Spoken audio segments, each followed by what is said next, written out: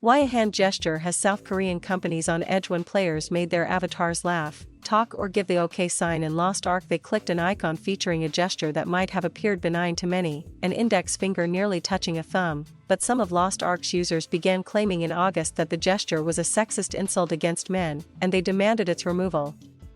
What happened next underscores a trend in South Korea among anti-feminists, who have been increasingly pushing companies to repent for what they see as a conspiracy within the government and private companies to promote a feminist agenda. Smilegate, the creator of Lost Ark and one of South Korea's biggest video game developers, quickly complied with the requests for removal.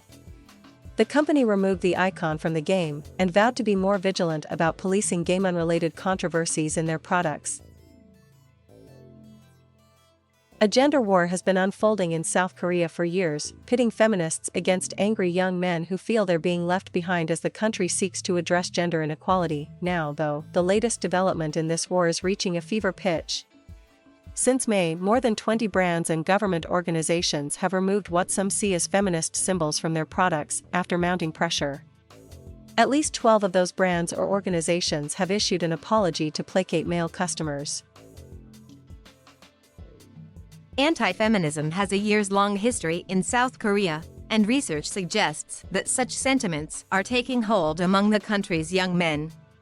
In May, the Korean marketing and research firm Hankook Research said it found that more than 77% of men in their 20s and more than 73% of men in their 30s were repulsed by feminists or feminism, according to a survey. The fact that corporations are responding to pressure to modify their products suggests that these anti-feminists are gaining influence in a country that is already struggling with gender issues. The Organization for Economic Cooperation and Development says that South Korea has by far the largest gender wage gap among OECD countries. And roughly 5% of board members at publicly listed companies in the country are women, compared to the OECD average of nearly 27%.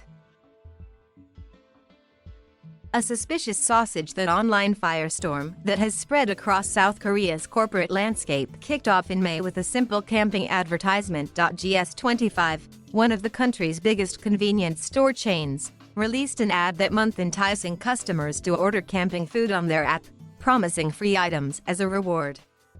The ad showed an index finger and a thumb appearing to pinch a sausage. The finger-pinching motif is frequently used in advertising as a way to hold an item without obscuring the product. Critics, though, saw something different in that hand signal.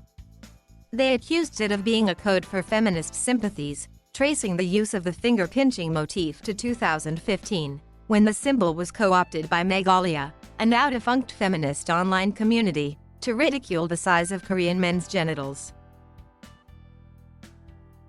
Megalia has since shut down, but its logo has outlived the group.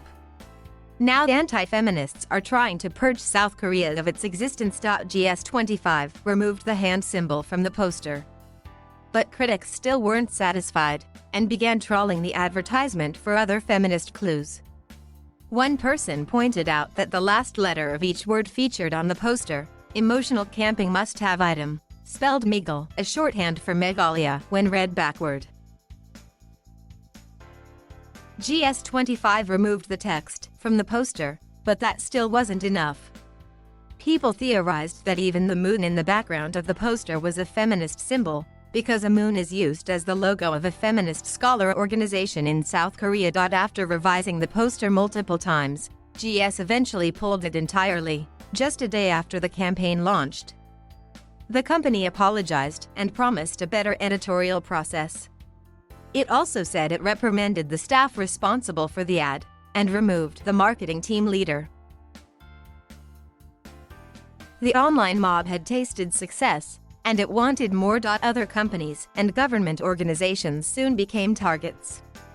The online fashion retailer Musinsa was criticized for offering women-only discounts, as well as using the finger-pinching motif in an ad for a credit card.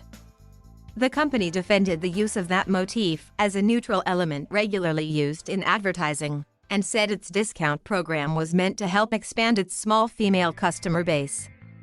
Still, founder and CEO Cho Man-ho stepped down after the backlash. Dongsuum, the Korean company that licenses a Starbucks ready-to-drink line in the country, was attacked in July after one of its Korean Instagram accounts published an image of fingers pinching a can of coffee. The company pulled the ad and apologized, saying that it considers these matters seriously. The firm also said the image had no hidden intent. Even local governments have been caught up in the pressure campaign. The Pyeongtaek city government was criticized in August after uploading an image to its Instagram account that warned residents of a heat wave.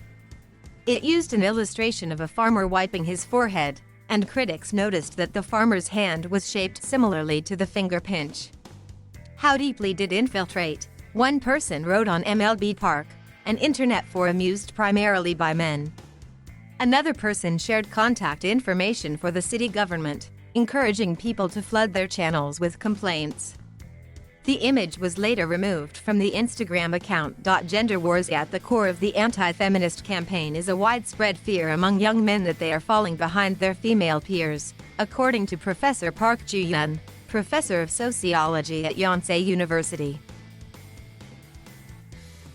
The sentiment has grown because of a hyper-competitive job market and skyrocketing housing prices.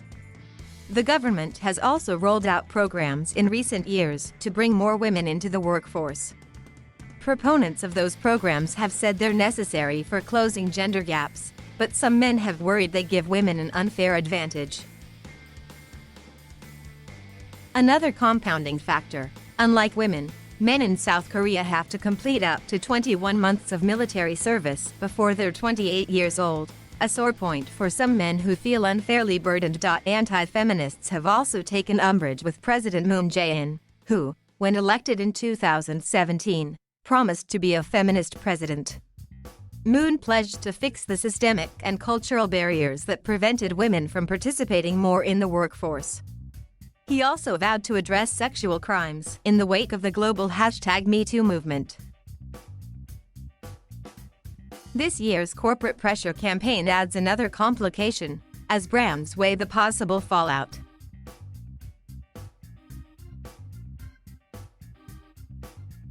Thank you for watching. Please subscribe.